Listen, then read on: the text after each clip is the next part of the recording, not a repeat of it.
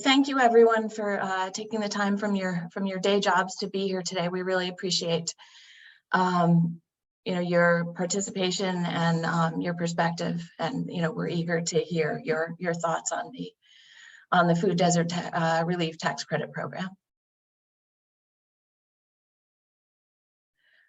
So this session is the result of Executive Order 63, which is signed by the governor in 2021, which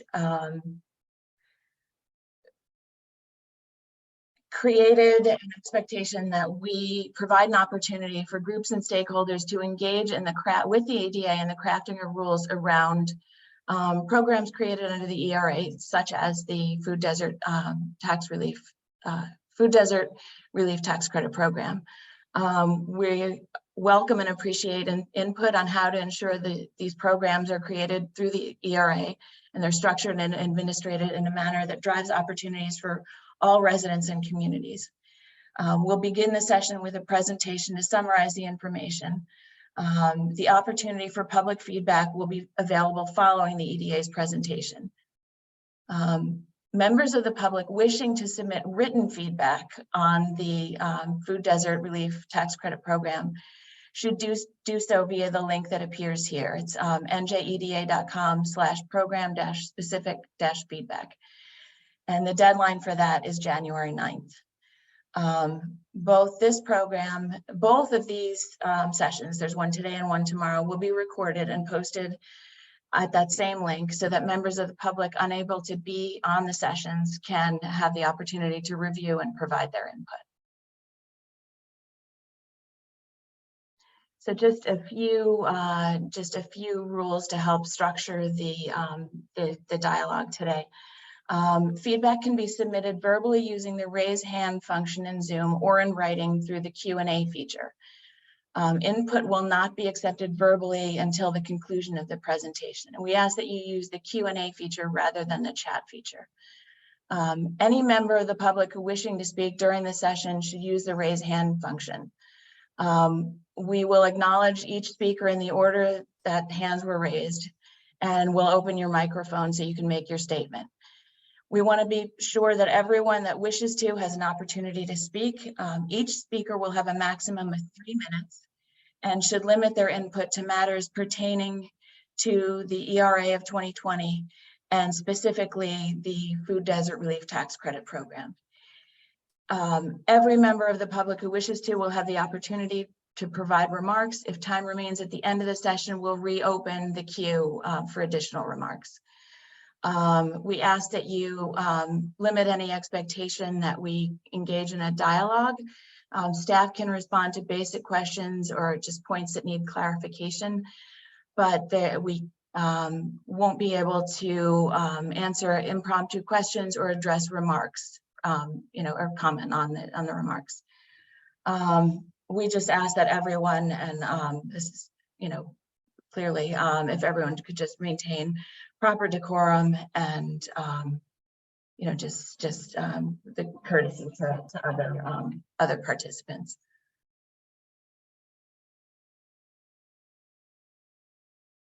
And finally, staff will summarize the information and provide context. A copy of the slides is available at the link that appears here. Staff will be dropping that link in the chat throughout the presentation for convenience if anyone wishes to access the slides. Anything highlighted in green indicates areas where the NJEDA has exercised discretion to add clarity to the legislation. Non-highlighted text is written into law. So those are areas that EDA does not have discretion to change. And with that, I'd like to hand it over to EDA CEO Tim Sullivan for his perspective on today's session and the program. Thanks for joining us, Tim. Great. Thanks, everybody. Good morning. Tim Sullivan here from the EDA. Thanks for joining and get out of the way so that we can have the experts talk about this program, this exciting program. But I did want to do a bit of context setting on behalf of Governor Murphy and our entire team in the Murphy administration. The Food Desert Relief Act is a really important component of two things. One, the Economic Recovery Act of 2021 or 2020, which was signed in 2021 by Governor Murphy, which really enabled and empowered EDA with a really broad and diverse toolkit to support comprehensive economic development. Food Desert Relief Act and addressing, alleviating food deserts, attacking food deserts is central to that strategy. This is also a big part of Governor Murphy's strategy, with incredibly strong support from Assembly Speaker Craig Coughlin around food security broadly. I can't do justice to all the various things that have been done in terms of funding and resources provided to things like food banks, not just during the pandemic, but incredible efforts around food security broadly across the administration, including the appointing. We think we have the first in the nation food security advocate in Mark Dinglassen, who joined the Department of Agriculture sometime last year. I forget exactly when, but this is really part of a really broad strategy across the administration, across the government, to attack and address food security. And I think it's really important to frame this as, or to think about this as a really important part of comprehensive economic development and community development. If folks don't have access to fresh, healthy, affordable, reliable food near their homes, that's one, unfair, unjust, incorrect, unacceptable. It's also a huge, gap in in the fabrics of our communities, which make places great places to live and places people want to raise their families and build their careers and build their futures. And that's what we're trying to do, particularly in our cities that are, that are challenged with food security issues more than anywhere else, but not exclusively, is to have New Jersey be a magnet for families and people to build their futures. And, food security is an incredibly important part of that fabric. The program we're going to talk about today, the Food Desert Relief Act, is itself only one part of what EDA is doing as part of that sort of coalition of state agencies, agriculture, human services, Department of Health, lots of other folks that I probably shouldn't have started listing people because I'll forget, community affairs, that are attacking this challenge comprehensively. But even within the EDA, we are attacking it more comprehensively than just this program. The tax credits and the Food Desert Relief Act are an incredibly important and potent tool, but we'll be announcing in a day or two a new pilot program around trying to provide better food delivery options to food desert communities. There's a program we're calling Fridge. I'll let Tara or others talk about that in a few moments. We have been really successful in the Sustain and Serve program in providing almost incredible infusion of more than $50 million, like $55 million now of state and federal funding to buy food, buy meals from restaurants that sure as hell need the business during the pandemic and now inflation, and to give it to distribute it to folks in need of a decent meal. And this program, this focus on food security, again, I think is an incredibly important part of Governor Murphy's agenda in a variety of different ways, and we're really proud to be putting this forward. That being said, this is kind of a advanced working draft of how this program is going to work. This is a listening session on purpose so we can get feedback. This is, I think, the 11th or 12th of these EO63 engagements we've had as an agency. It's been a golden age for rule writing for the EDA. If you're one of the lawyers involved with that, you think of it as the opposite of a golden age, but it's been, and we're not done yet. We got one or two more behind this when we're done with food deserts, but these are really important opportunities to help us get this right, because we've got an incredible team working on this, led by Tara Colton, who you'll hear from in a moment, but an incredible group of professionals that care and are working incredibly hard to get this right. But we will only get it really right with lots of feedback and input and response from sessions like this. And so we're deeply appreciative of all of you taking the time. It's a really good turnout particularly for a Thursday morning in the middle of a busy week for everybody as we kind of get back to it from the holidays. So deeply appreciate the engagement of being on the phone, the Zoom, whatever you're on. And with that, hand to an extraordinary leader for our team and across the state around food security and a whole bunch of other issues. And Tara Colton, our Executive Vice President for Economic Security. Without further ado, Tara, take us away. Thanks so much, Tim. So really excited to be here. Today is a milestone, and I ask whoever's doing the PowerPoint if you could bring up, I think it's slide 6. Today's really a milestone for us of, perfect, thank you, of recognizing that the steps that have to be taken to achieve the holistic vision that Tim outlined, that Governor Murphy has really championed, that Speaker Coughlin has made such an area of passion and focus, that addressing food insecurity and combating food deserts comes in a lot of different forms. These problems were not created overnight or caused by just one factor. And so in the same way, they require multiple solutions. Next slide, please. So we're going to be spending quite a bit of time on the details of the Food Desert Relief Act tax credit. I want to start by thanking the extraordinary team at the EDA. There's probably 20 people, if not more, that I need to shout out. And in the interest of time, we'll skip that full list, but we'll give a special thanks to first the two speakers you're going to hear following me, Riley Edwards and Brian Todd, and then more broadly, Emily Apple and Ruja Godry and Betty Renard and Annie D'Agostino and Pat Rose, and really just the whole team that has helped to develop this model. As Tim said, we really want to get this right, and we want to hear feedback. So just some framing comments from me, and then I'm going to turn it over to Riley and Brian, who are going to talk through the details. So just as framing, again, just like Tim said, the Food Desert Relief Act has a number of components that are part of it. And these really reinforce and build upon the elements of Governor Murphy's broader food policy, food security agenda that have been developed, again, in very robust partnership with Speaker Coughlin, the creation of the Food Security Advocate, and a number of other measures. So the Food Desert Relief Act enables EDA to support the development, construction, and operations of new supermarkets and grocery stores. And that's what we're going to be doing for the next, going to be talking about for the next number of minutes before we hear from you, but also really has some broader policy goals. So Tim alluded to a new program that we're rolling out where we will be supporting local community-based food delivery, also thinking about the resources that are needed through our Sustain and Serve program. So thinking about how the Food Desert Relief Act can help strengthen existing entities, whether it's food retailers, local community groups, or just folks who are involved in food security. This is meant to be a broad toolkit. We also have an explicit focus in the legislation around SNAP and WIC and the transition to e-commerce within those programs. And then importantly, this last item is really a broad but vital message, which is around innovative solutions. And so if we go to the next slide, please, I just wanted to briefly explain how these all connect and then sort of go through some framing.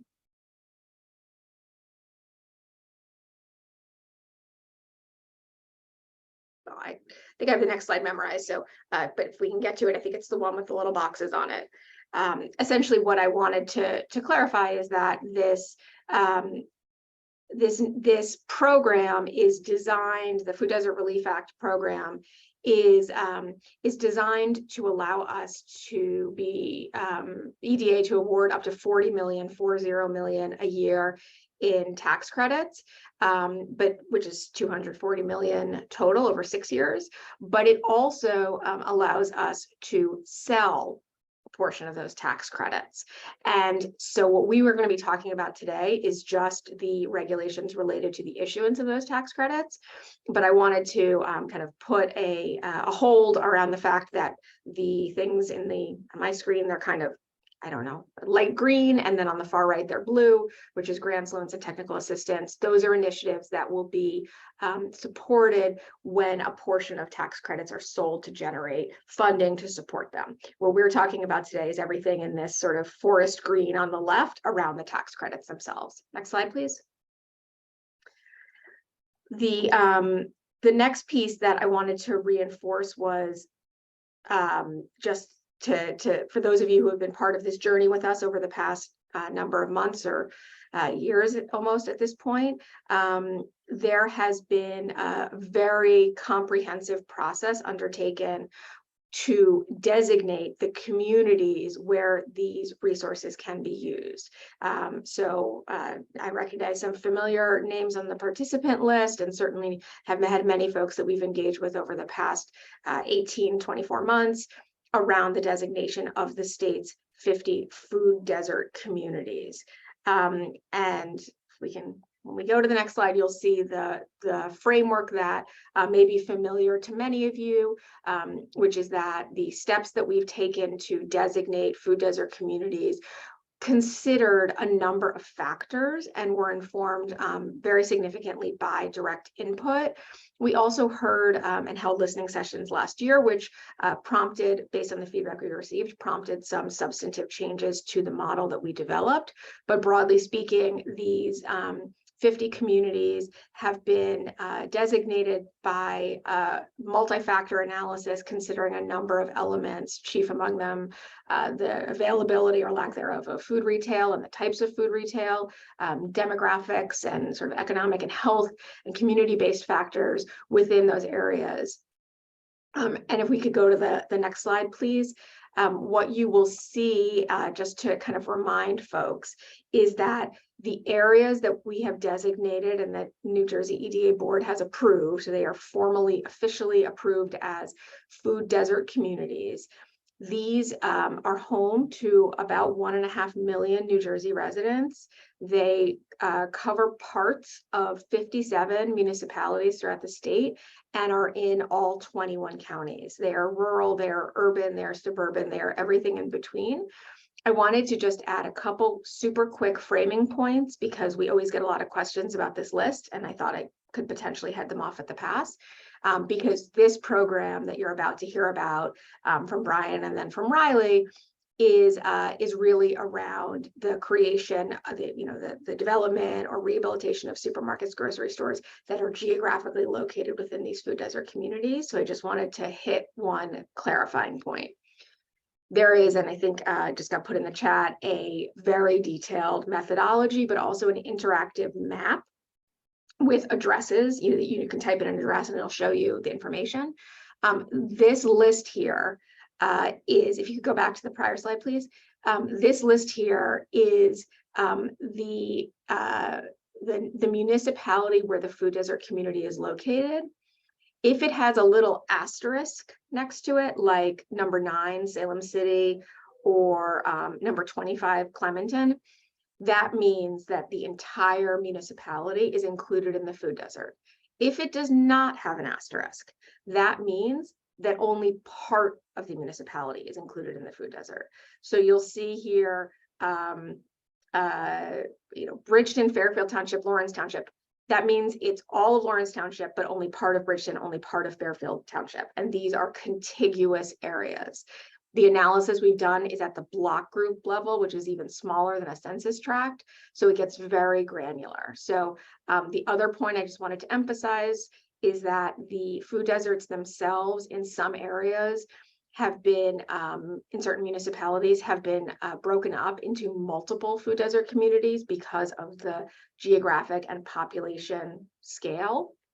So you'll see Newark South, Newark West, Newark North and Central, Newark East, all of those have very specific borders in our methodology. So just as we get into where can you do this and what is potentially envisioned as a project, just want to reinforce how important it is that folks go through that those materials as we begin to roll this program out. With that, I'm going to turn it over to 2 wonderful colleagues, starting with Brian Todd, our Senior Advisor for Food Desert Relief. Brian comes to us from the food industry, has close to 30 years experience, really knowledgeable about trends and considerations in food retail. And so we are so grateful and excited to have him here. And then Riley Edwards, who is our team lead for economic security projects, who has been the quarterback on getting this to this lovely slide deck that you see, but more importantly, the substantive sort of analysis and considerations behind it. So with that, I'm going to turn it over to Brian. Brian and Riley are going to walk through some details of the program, and then we will open it up for feedback. Thank you, everyone. Thank you, Tara, and welcome everyone. We're going to get into the details now. I will first look at the definitions, and then Riley will look in much more into each of the specific tax credits. Next slide, please. Tara did cover much of this already, and Tim as well, how the program was established. But basically, the Food Desert Relief Tax Credit Program will provide tax credits to incentivize the development and operation of new supermarkets and grocery stores in the food desert communities that Tara mentioned in her comments. Applications will be accepted on a rolling basis, the meaning of the program, as Tim and Tara both alluded to, is to access nutritious foods, specifically for SNAP and WIC eligible New Jerseyans, and also to encourage the sustainability of supermarkets in New Jersey food deserts for a lasting impact on food security in the state. Next slide. The program itself is capped at $240 million over 7 years. With an option to roll those tax credits from year to year. As I mentioned earlier, there are basically two different tax credits, which we'll go into much more detail about, but one financing tax credit, which will award up to 20 to 40% of project costs capped at the financing gap. For the first new supermarket would receive up to 40%.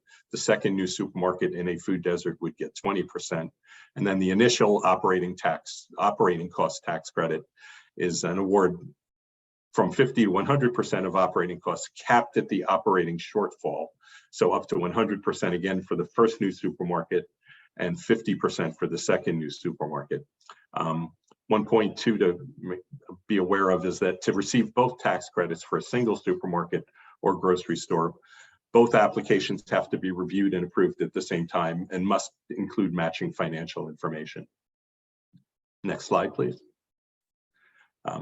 Getting back to the very basics, what is a supermarket or grocery store? Our definition is a retail outlet with a lease or ownership of at least 16,000 square feet, of which 80% is occupied by food or related products, which is based on industry standards.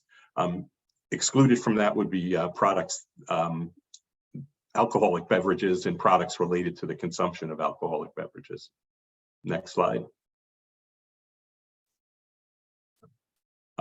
This kind of summarizes what I just said. Food retail space is part of the 16,000 square feet. Cash registers, alcohol space subleased or licensed to non-food vendors or offices would not be included in that 60, would not count toward that minimum. Next slide, please.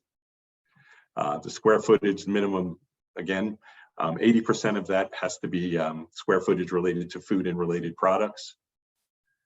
Again, as I said earlier, yes. And then what is a new supermarket or grocery store? Based on, again, the act that was put in place in January of 2021. So a supermarket or grocery store that commenced new construction of the building or rehabilitation of at least 75% of its square footage after January 2021.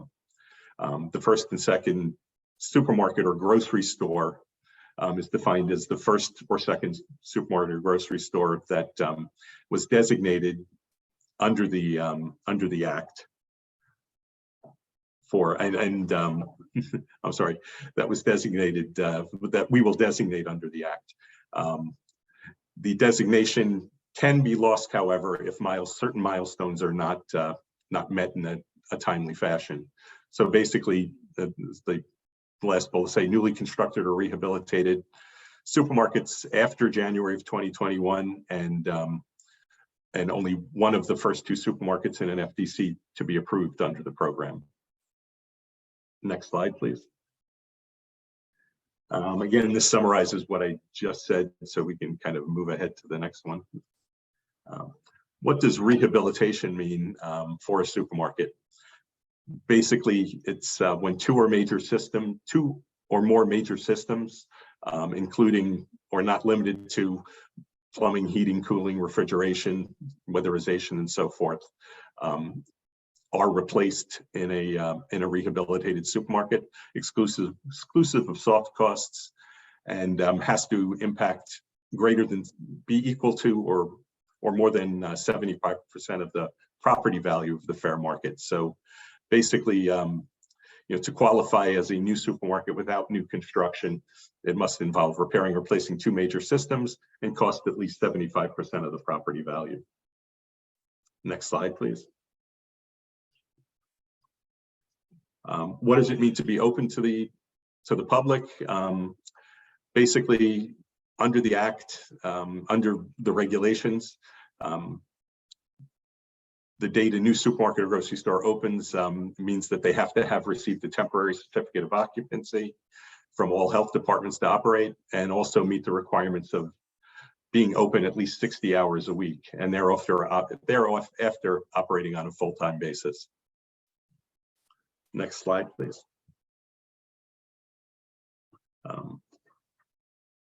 Again, operating on a full-time basis means operating at least 60 hours a week, every week of the year, absent any unavoidable closures or event approved by the authority. Those closures can be things such as weather conditions, strikes, acts of God, governmental restrictions, fire, unavoidable casualties, or something beyond the control of the supermarket as determined at the discretion of NJEDA. And looking at the eligibility and commitment period, basically, go here. The financing tax credit is issued over 4 years, and an initial operating cost tax credit is issued over 3 years, as the chart shows. Both tax credits start when the supermarket is open to the public. But after the tax credit ends, the supermarket must continue to meet all the requirements until it is open for 7 years. So there is the initial eligibility period of 3 or 4 years, depending on the tax credit, and then an additional commitment period, bringing the total to 7. Next slide, please.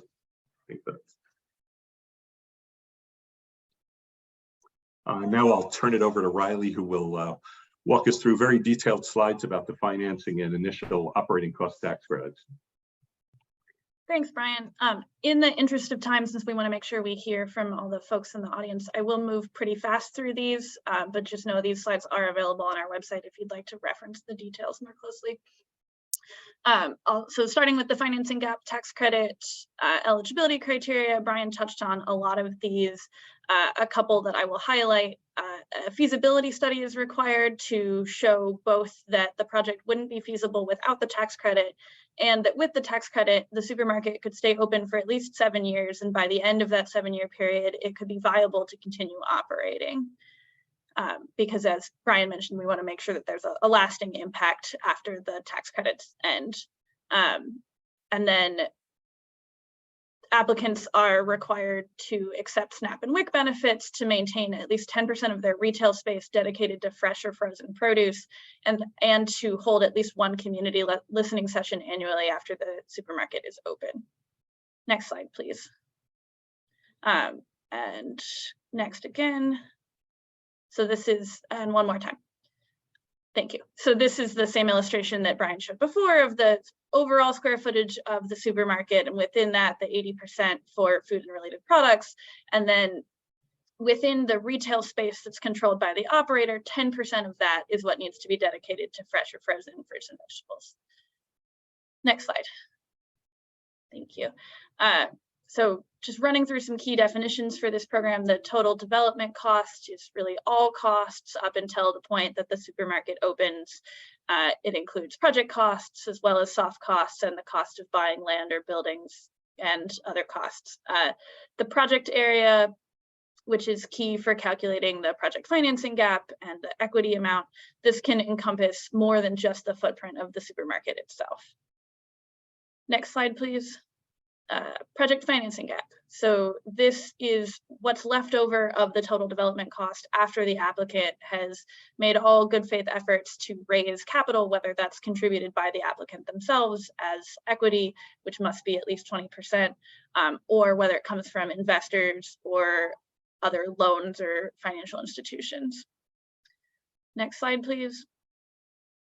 The project cost, so this is a slightly smaller category than the total development cost. This is more limited. There's a lot of detail in this definition, but I'll just highlight that soft costs here are limited to 20% of the project costs, and land acquisition costs are not included. Next slide, please. Equity is part of these calculations. Again, it has to be at least 20% of the project cost. There's a whole lot of things that can make up the equity. If you go to the next slide, there's a little bit of a simpler list. There we go. Everything that's listed here. One key thing is that equity can't include state grants or other state tax credits or any proceeds from redevelopment area bonds. Next slide. Reasonable and appropriate return on investment, which is this term is referenced in the project financing gap definition. This is the discount rate at which the present value of future cash flows of the investment equal the cost of the investment. This can be a pretty complex calculation. One key thing to highlight here is that when this is calculated for this purpose, the investment doesn't include any federal, state, or local tax credits or grants. Okay, so those are sort of the key definitions, and then we'll get into how the award is calculated, or sort of the caps and amounts. The labor harmony agreement is voluntary unless the state has a proprietary interest in the project. However, developers could be eligible for a higher tax credit if they require that the supermarket operator have a labor harmony agreement. On the next slide, we'll see how that plays out. So the award size, as Brian mentioned, is capped at the lower of the project financing gap or these caps below, which are determined by whether the supermarket is the first or second in a food desert community and whether it has a labor harmony agreement or not. And again, that labor harmony agreement is required, is passed through to the operator of the supermarket. Okay, so when an application is submitted, this is a sort of not quite comprehensive checklist of the key things that will be checked for completeness. A lot of these are very straightforward. A couple that I will highlight, again, the feasibility study, some details on the square footage, either in a detailed floor plan or a planogram, so that we can confirm things like that 16,000 square foot minimum, 80% for food and related products, and 10% of retail space for fresh and frozen fruits and vegetables. And then down at the bottom, this is really key, as Brian mentioned, if there are going to be applications both for the financing gap tax credit and the initial operating cost tax credit for a single supermarket, those both have to be reviewed and approved at the same time. So if the developer and operator are separate entities, they really have to be working in coordination and submit their applications at or around the same time and with matching financial information. Once an application is received and complete, it goes through a series of checks. We check with the Department of Labor, the Department of Environmental Protection, and the Division of Taxation and Treasury to make sure that the applicant's in good standing. We'll check details of the project for reasonableness and alignment with industry standards. There will be EDA's standard legal review process, analysis of the project's financials, and finally, approval by the EDA board. Next slide. Once a project is approved, there are several more conditions that the project has to meet within 1 year listed here, including site control, copies of permits. Some of these apply to both the financing gap tax credit and the operating cost tax credit, but a couple that are specific to the financing gap, an executed agreement with the operator of the supermarket, and executed financial commitments showing, backing up what was put in the application around the financing gap and what capital is coming from where. Next slide.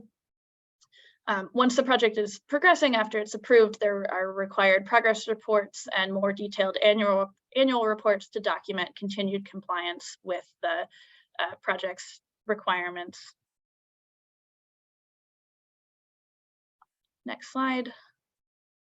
And then once a supermarket development project is finishing up, there's a variety of documents that are needed to demonstrate completion and show that the store has been open to the public, which is the key milestone for the end of the financing gap tax credit. So rather than costs up to receiving the temporary certificate of occupancy, it can be costs up to when the store opens for business to the public, and that needs to be demonstrated to certify completion. Next slide. So once the supermarket is open and running, there are a couple of periods where we stop and check and rerun the numbers, and one of those is at the end of the 3rd year of the eligibility period. So the store has been open for 3 years. We reevaluate the return on investment with actual numbers and compare that to the amount approved by the board based on the estimates before the project began, and see if the actual return on investment exceeds the board approved return on investment by more than 15%, the tax credit available in the 4th year would be reduced by 20% of the excess. Next slide. And then again, if any time during the 7 years after the store opens, if the applicant sells the property, 20% of any excess profit would have to be given back to EDA. Next slide. All right, so that wraps up the financing gap tax credit on a whirlwind tour, and next the initial operating cost tax credit. Eligibility criteria here are largely the same. Again, feasibility study, SNAP and WIC, 10% of retail space for fresh and frozen produce, and an annual community listening session. And then getting into some definitions. So initial operating cost here is defined as an eligible supermarket's costs for 3 years after opening, as well as 1 month before opening, since there are some operations that need to be done before the first day that the store opens its doors to the public.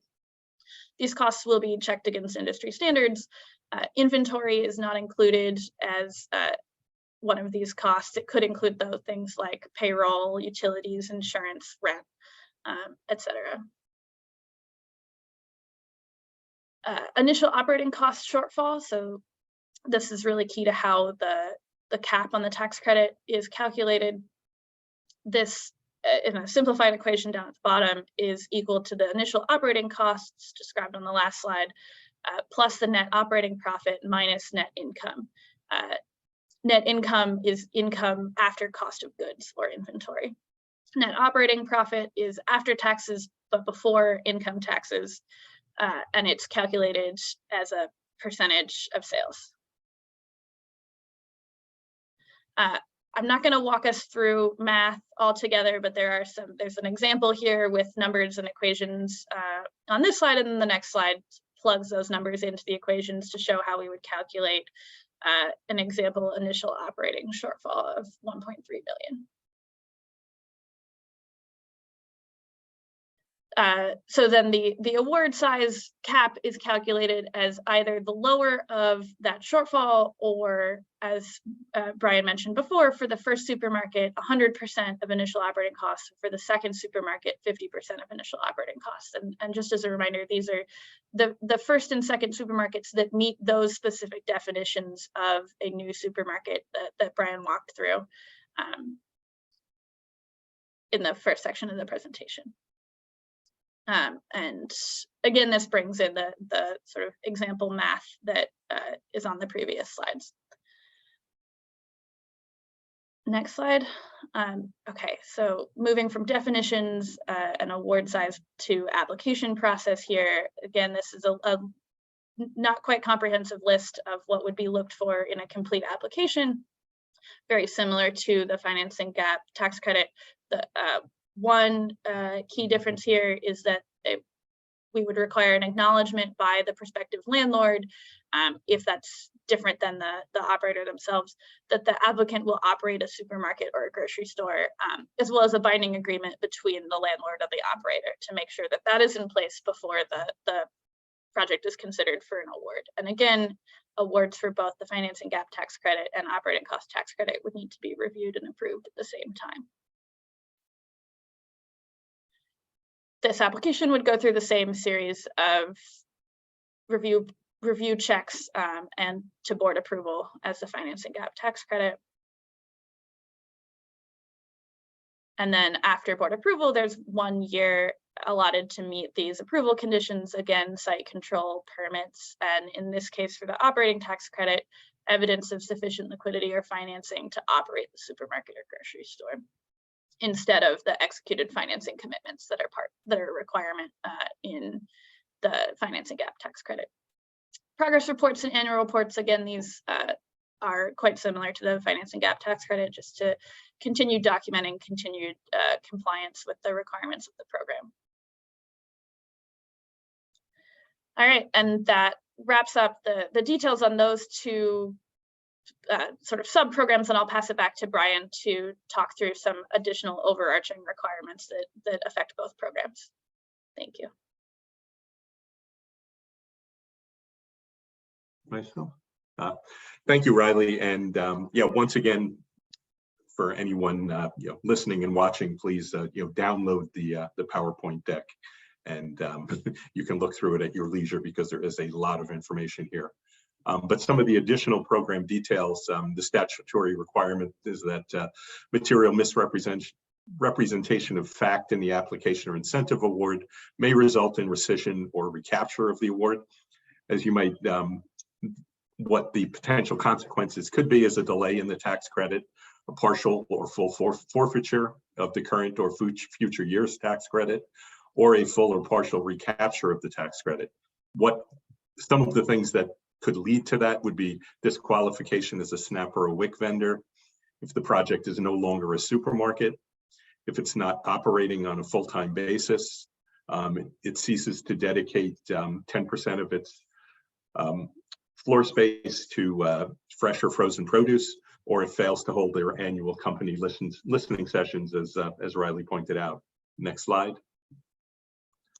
Other scenarios that could result in consequences: not submitting the annual report Riley just mentioned, not being in good standing with government agencies, failing to satisfy any labor harmony agreement that might be required if it was applicable, failure to meet any prevailing wage requirements, any material misrepresentation, and failure to comply with requirements with each contractor performing work that make sure that they are a public work registered contractor and they have not been disbarred and so forth. Next slide. And again, based on new information, if the authority determines that recapture should not have been applicable, the authority can recapture the tax credits. So basically, if EDA learns there's new information that shows funds should have been recaptured, they can go back and recapture those retroactively. Next slide. And additionally, regarding cannabis, this is relatively new, but anyone who has or is issued a cannabis industry license is not eligible for the program, and a project that is or will be used for cannabis related purposes or to benefit a cannabis business is not eligible for the program either. Next slide. This gets into, I will not go into complete detail on this, which there'll be much more when the full regulations are published. But basically, we've broken it down to project for financing gap tax credit. There are various fees for projects costing less or more than $10 million. And then for the initial operating cost tax credit, it's from less than 20 million or over $20 million. Next slide, please. And there are some additional slides at the end that we will not go into that will give you some supplemental information that you can look at your leisure, and I hope you dig deeply into. It is a very interesting and looking for hopefully a very successful program moving forward. Next slide. And I think I will turn this back to Virginia as we will open up for questions shortly, and Virginia can kind of reiterate what she spoke about earlier. Terrific. Thanks very much, Brian, and thanks to all of our presenters today for the really enlightening and comprehensive presentation. So just to reiterate, feedback can be submitted verbally using the raise hand function in Zoom or in writing through the Q&A feature. Input will not be accepted verbally until, well, of course, the end of the presentation, which is over. Each member of the public who wishes to speak during the feedback period should use the raise hand function. We'll acknowledge each speaker, and they will, in the order their hand is raised, and we'll open the speaker's microphone so they can make their statement. We want to make sure that everyone has an opportunity to speak. So each speaker will have a maximum of 3 minutes to speak and should limit their input to matters specific to the ERA of 2020 and the Food Desert Relief Tax Credit Program. Every member of the public wishing to do so will have one opportunity to provide remarks. If we have time at the end of the session, we'll reopen the mic for additional remarks. Again, we ask that you not expect to engage in a dialogue. Staff can respond to basic clarifying type questions, but are not obligated to answer impromptu or project specific questions. And we just ask that everyone remain courteous and civilized, which, you know, of course goes without saying. So with that, I'm just going to figure out how to open the queue here, and we can get started.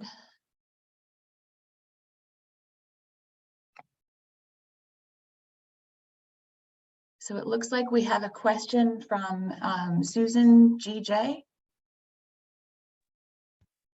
I think Caitlin can open her microphone.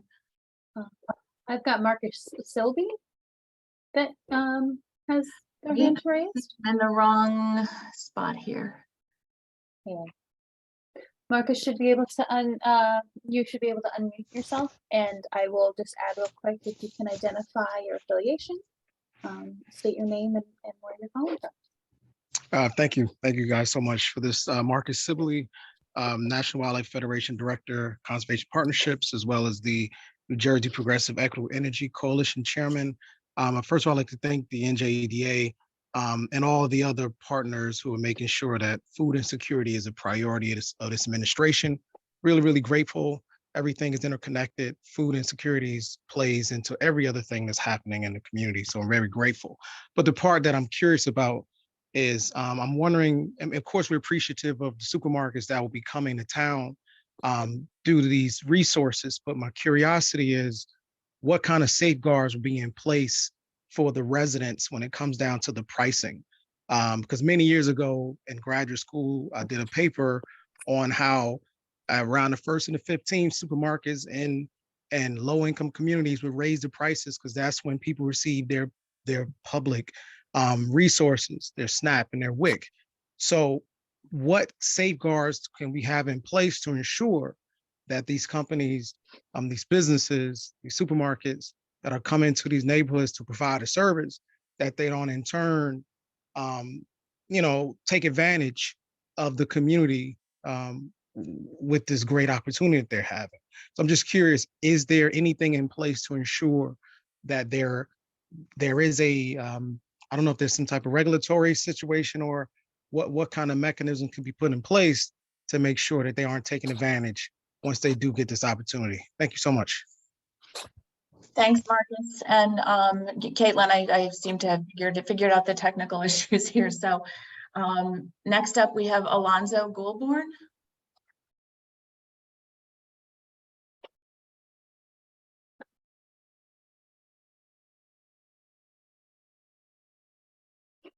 I'm not sure that Alonzo had his hand raised, so I think he was just first on that list. So what am I? I'm still in the wrong spot here, Caitlin. I'm so sorry. No, it's okay.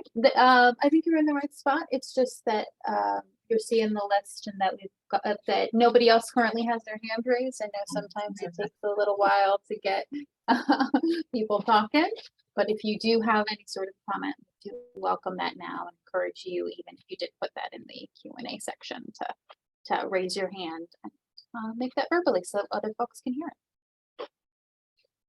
I don't know if there's.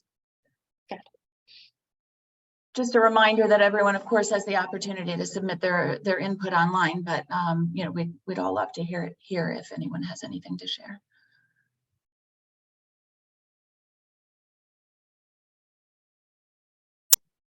Oh, it looks like we have Carmel. Is it pronounced Lauman?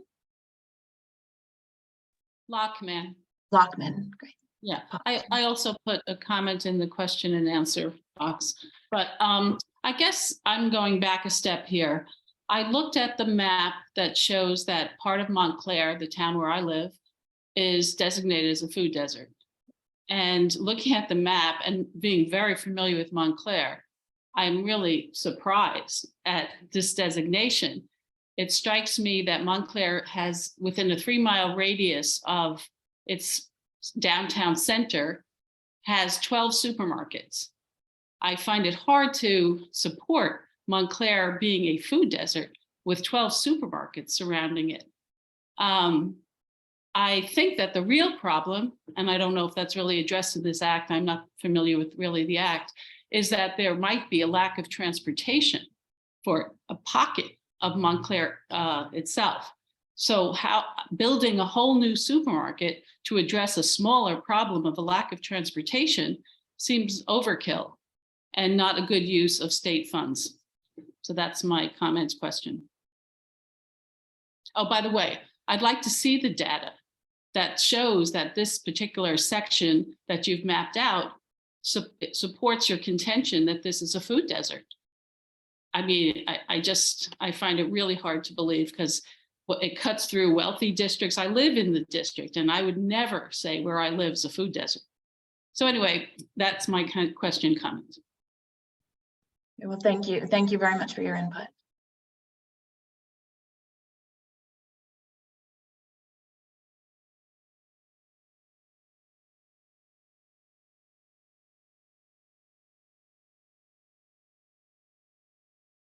So Caitlin, it looks to me like we don't have any additional comments at this point. I don't see any additional raised hands. Do you? One just popped up, and I'll go ahead and allow them to talk. Here we go. We have Jacqueline Schwartz who'd like to provide some input. First, I have 2 questions. How do I copy the chat and the Q&A pages so that I can see all those things after the meeting is empty?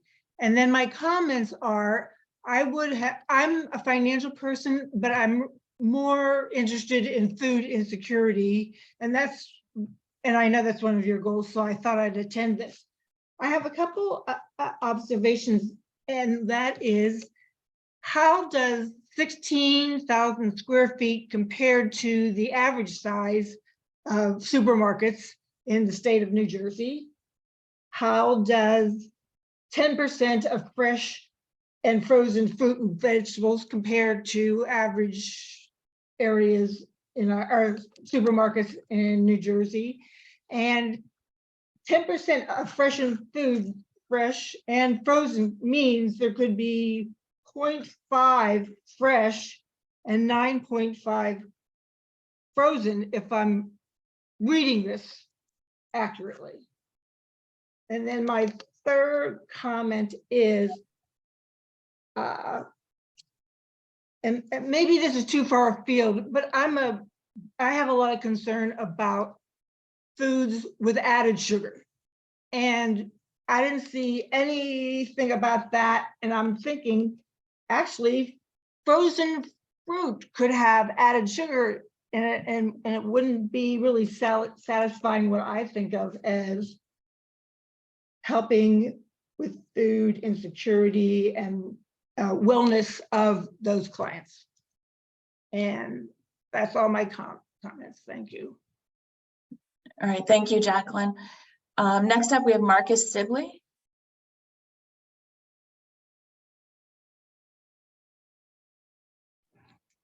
Thank you. Marcus, I think you might be muted. Okay. Thank you. All right, perfect. Thank you once again for the opportunity, Marcus Sibley, New Jersey Progressive Equitable Energy Coalition Chairman and NWF Director in New Jersey. First, I want to double down on the comment about the transportation. I think that's really, really important in every municipality. So finding some kind of way to combine the transportation with the new supermarkets and providing new stops, I think that's really important. That could be a great conversation between DOT as well as the EDA. I think that'd be perfect. Second comment I wanted to make about the pricing. Could there be different community-led regulatory commissions in these different towns, keeping an eye on the supermarkets, because that's really it's a huge problem. People get a certain amount of funds per month, and then when the supermarkets raise the prices during those periods when they have funds, people are getting less resources for their families. So that puts them in a very difficult position. So I think being able to keep an eye on the supermarkets and make sure they're keeping the being honest with the prices is really, really important. And the last comment I wanted to make was about oh wow, I just had it, I just lost it. The last comment was about transportation. Oh, there it is. There's a lot of communities around the state who are trying to address their food insecurity issues themselves. They're like community groups. I can think of a town in Burlington. Community members have gotten together and are reviving a supermarket. I'm not positive if it's 16,000 feet or square feet, but it's an amazing project. And I know there are different communities around the state that are doing this. Are there ever any exceptions to the space requirements when people are doing the very best they can with the space that they have in the communities where they live? Thank you again for this opportunity. I just wanted to chime in for a moment and provide a couple clarifications, again, with the caveat that we can't address every question, but there were a couple things that came up that I wanted to try and cover in my response before we go on to the next speakers. One, just the questions about the underlying data in the block group analysis for the food desert communities. Provided a link to that. There is an Excel file that can be downloaded, which has block group level data. Again, it's the smallest level of analysis. It's smaller than a census tract. So that is available for every municipality on the list at a sub municipality level. So please, if there are any issues with that download, please let us know. The question regarding pricing, this is something that is something we are aware of, and certainly was a point of feedback that came up throughout the listening sessions that we held last year. I'm still getting used to saying 2022, that considered the affordability and the consideration of a food desert as an area that has affordable, accessible food. And so we are well aware of many of the concerns and considerations regarding pricing. One of the areas that we have been quite focused on has been the overlay of SNAP eligible households and WIC eligible households within these food desert communities. And as indicated in the section around compliance near the end of the deck, one of the elements we considered was the essentially becoming being disqualified as a SNAP eligible or WIC eligible vendor, which in many cases can be due to price related issues, as well as certainly fraud. Those are factors that could result in consequences or potential forfeiture or recapture of the tax credit. So that is a step that that we took to try and address some of those factors around pricing. We also want to reinforce, and this I think reacts to one of the comments that was made earlier by a couple speakers around the engagement with the community. We have endeavored throughout this process to model and emphasize the importance and the sort of crucial nature of having community residents, community shoppers, community households that will be eating and purchasing food to be at the table literally and figuratively. One of the requirements to receive this funding is holding an annual community listening session. We anticipate that being a bare minimum. We would certainly hope that that supermarkets that would be established under this program would want to work with and hear from the community to ensure that what they were offering was actually what people were looking for, and then to address concerns around quality and pricing. And then just very quickly, and then we'll get back to the session, been a couple comments about kind of transportation or other factors or other models of food operations. I just want to kind of reiterate something I said at the outset of this. of this session, which is that the food desert relief tax credit is one tool in a growing toolkit of resources that EDA and Governor Murphy and Speaker Coughlin and the whole sort of whole of government approach we're taking to food security has available. So there may be scenarios where there is a desired project or initiative that is not suitable or allowable under this program because of the way the statute is written. And we're very proud at the EDA that we are developing and have developed a number of other programs for those exact scenarios. And one of the things I wanted to emphasize was we recently completed the first round of applications for our food security planning grant program, which was an initiative for solutions for how to reuse a distressed asset in food desert communities for efforts that were related to food security. And that can take a lot of different forms and a lot of different shapes and amounts of square footage, et cetera. So just wanted to chime in there and I'll turn it back to Virginia. And also we'll keep an eye on the Q&A to see if there are any other sort of overarching questions. Again, we can't answer super specific ones, but hopefully that help provide some additional clarity. And thank you all very much for the feedback. Thank you very much, Tara. That's very helpful. Next up, we have Anthony Barley. Hi there, good afternoon, everyone. Thank you all for your time. Yes, my question today is geared towards the accessibility of the information after this meeting is done. As myself, I am currently working on my development for a supermarket or bodega, healthy bodega, currently in Newark, New Jersey, under Garden Grocery, LLC. And I am wondering, as far as now, what my next action steps are for me to go ahead and apply to receive these actual benefits.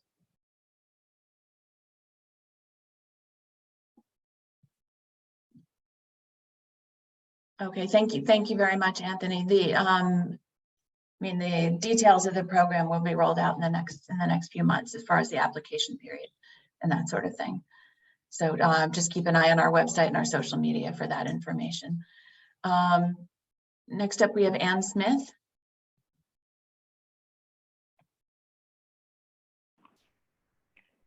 Hi, good afternoon. Are you able to hear me? We can hear you, sure, Ann. Perfect. Thank you so much. Thank you for the opportunity. I'm a resident of New Jersey. I'm very passionate about this particular issue. Something that was brought up, which I'm passionate about as it relates to food deserts, are accountability, the lack of resources for participants, shoppers in this program, residents in the food desert areas, and transportation all are essential to building and sculpting this program. But something that also kind of resonates with me, specifically as it relates to pricing. Marcus, you brought up some really important points. But specifically regarding pricing is in these vulnerable communities, it's not lost on me about reusable bags. So when I forget my reusable bags, I can go to my car and get them out of my trunk. In regards to accountability and considering pricing and lack of resources, I just hope that somewhere in this program that it's considered that the people who are shopping in these food deserts don't have the resources. So when they use public transportation to get to the supermarket and they've forgotten their bags, they have to then use resources that they already don't have in SNAP and other programs to now buy bags that could potentially be overpriced. So if that could be considered, that's something I'm very passionate about. I would appreciate that. Thanks very much for your input, Anne. Next up, we have William Scott.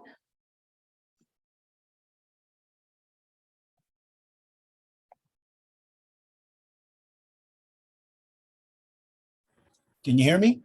We can hear you, William.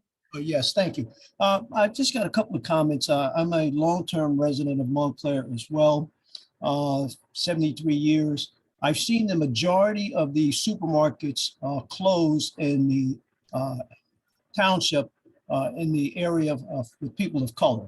We've had about 4 to 5 supermarkets close, and I'm wondering if your data included the closures of supermarkets, not only in Montclair, but obviously across the state, that has impacted people of color at that point in time. And then my second question or recommendation would be, could there be a robust home delivery option with these new supermarkets from a food desert standpoint, providing additional credits to the food provider if there's home delivery for seniors specifically? Thank you. Thank you. We appreciate your input. It looks like we have Virginia, can I just chime in quickly there? Thank you for the question regarding the closure of supermarkets. So just one point I wanted to make is that as we developed the food desert community designation, we did an extensive analysis, both looking backwards and then as current as the data was available for supermarkets and grocery stores that met our definition and that considered taking into account areas that had previously had a supermarket, but it was no longer there. We also, and this is detailed in our methodology, we also considered, based in part on feedback that we heard from listening sessions last year, we also considered the fact that folks wanted to really emphasize that the quality of what was being offered was something that was important. Just having a supermarket was not necessarily something that was in their mind viewed as making something not a food desert. There's been comments here and we've heard it elsewhere about pricing, but we also heard about quality. Yes, we have a supermarket, but the produce is rotten or the cans are expired. And so we readapted our model to include the possibility that areas could be considered food desert communities, even if they had a supermarket, if there were other sort of co-occurring factors, as well as considering some of the quality measures to the extent that we were able to do that analysis. So thank you very much for the feedback. Thanks very much, Tara. We really appreciate it. We're just going to take a look to see if there's anything currently in the Q&A that needs to be addressed. I think we're fine for now. So Marcus Sibley, it looks like Marcus may have some additional comments. Thank you again. And just one last comment about when it comes to the quality. We have some amazing farmers, in particular Black urban farmers in our state. And I was wondering, could it be a caveat where some of these farmers have an opportunity to have their produce featured in some of these stores that's coming to these neighborhoods, especially in our urban environments where a lot of these farms are located. So I just wanted to put that out there.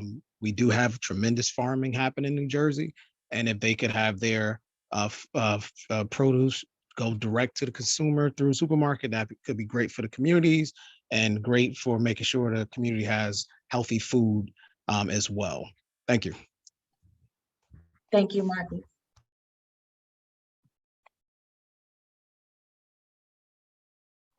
So it looks like we may be at the end of our queue of